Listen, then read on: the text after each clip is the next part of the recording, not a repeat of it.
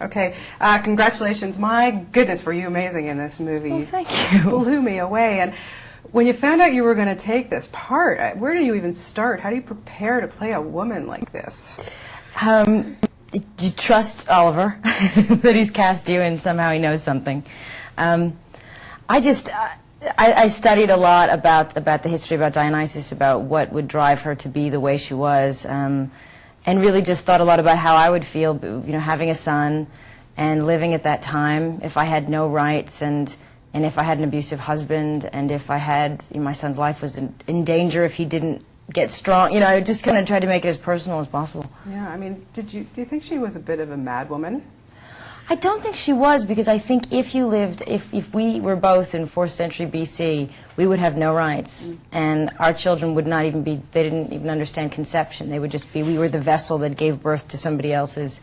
And if in fact he didn't get the throne, they probably would have been exiled and killed. So she was living at a time where you can't be like today we can raise our kids to do what you want and be at peace and love and paint all, you know, they didn't have that. It was a brutal time. So she makes sense to me. Yeah. Now here's a woman who had this kind of fetish with snakes. How did She you did. feel about snakes, Angelina?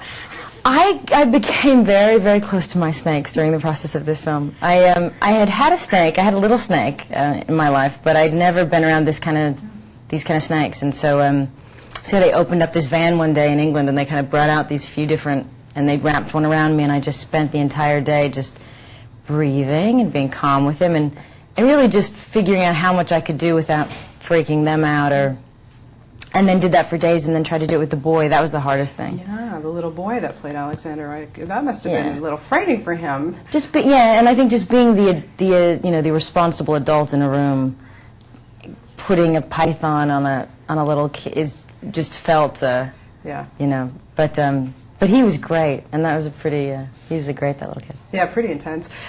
You do most of your scenes with Colin. When you started to work with him and to see that he was taking on such a role of epic proportion, I mean, what started to impress you? What did you think of this guy?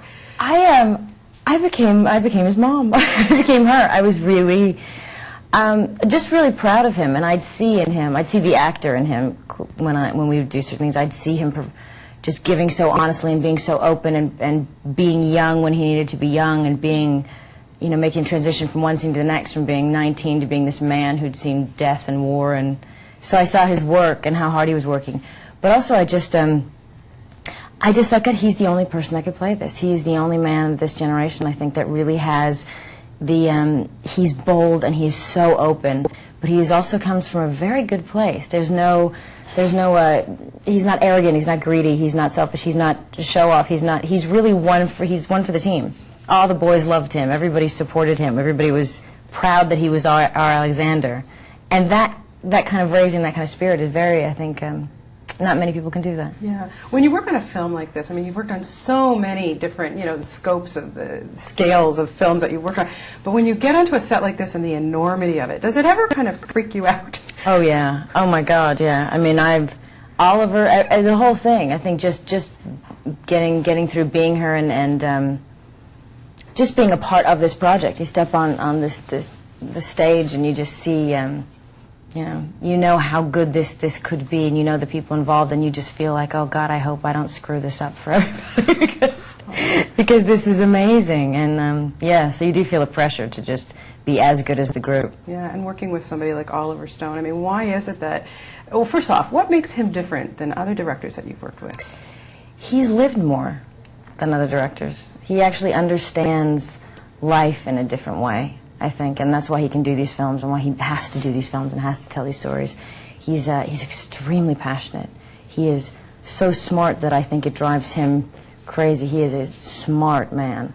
And at the end of the day, he's a really just a great artist. He's a very supportive director. People say he's very tough, but I think he just, you know, if you want to work really hard, then you love working with him because he's just, he demands everything.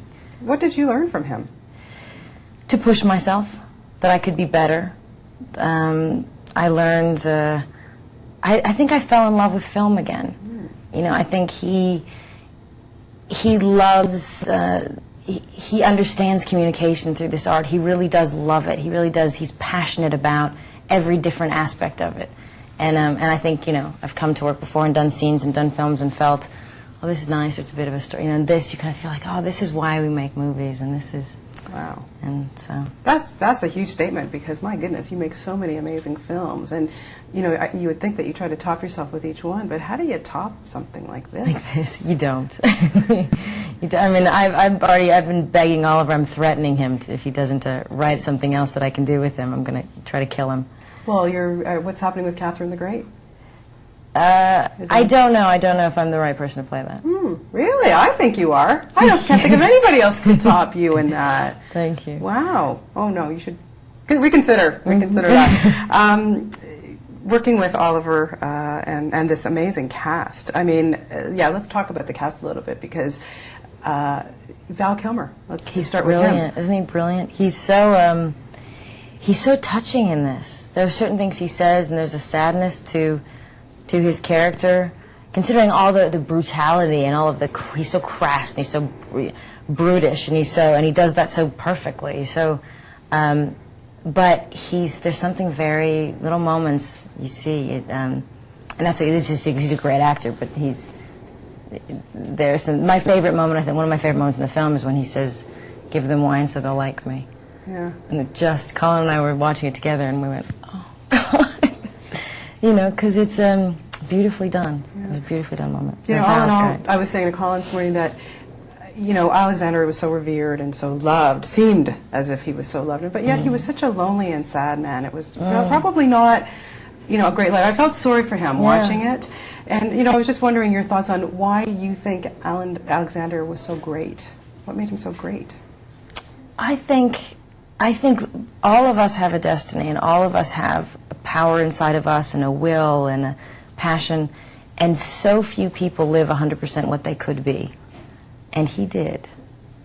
You know, he was everything he could be. He tortured himself, and he didn't find love, and he didn't find, I mean, all those things. He's not a perfect man, so, but the things that were great about him, I find it interesting, a man who, you know, that he's front and center in this battlefield, that he's with his men, that when they conquered an area, they didn't change their religion or their culture, that he would, you know, reprimand his soldiers if they raped women, that he would learn about. I mean, I find that very interesting, that it wasn't about him.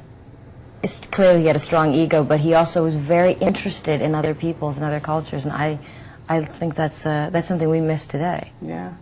Did you have a tough time with that accent? It took a while just to figure out what it should be, and most importantly, it had to be just different from Val and Colin. She had to be the outsider, sort of trying to find a voice that. And so I kept listening to different sounds, different accents, and she's a mix of a few things. Yeah, it was interesting. It was hard to pinpoint exactly, but it was very commanding. You know? But yeah, I guess was that at the end you just wanted a voice that would make her slightly odd and seductive, you know, in this way, But yeah, that could be very strong. So. Having a very intense set like this, was there any times that you remember that to just try and lighten the mood? There must have been a lot of kibitzing and stuff going on. There had to have been to try and lighten it up. I don't think I was as much in that. Especially having somebody like Colin around. Yeah, I mean, I can't remember like funny things because our scenes were so heavy that we didn't really get. We didn't really get silly. I bet the boys have good stories on that. Yeah, I'm sure that they do. But yeah, I was the mom, so I didn't get to play as much. Speaking of being a mom, last year you, for Christmas, took your son to Egypt, and I don't know how you're going to top that trip. But do you have something in mind for this Christmas? We're thinking Beirut or India. Wow. I'm in India this morning. I suddenly thought I haven't seen the Taj Mahal. That would be a great trip. And what are we going to see from you next? Now, Mr. and Mrs. Smith, I hear, is kind of on the shelf, or what's going on with that? No, it's out in June 10th. Oh, good. Okay, so we can look forward to that. And are you working on anything else right now? Nope. A little break? I don't know, just travel and be a mom. Oh, good. Enjoy life a bit. And as you should. Always lovely to talk to you. Thank you so much. Thank you. Thank you. And I have a favor to ask you.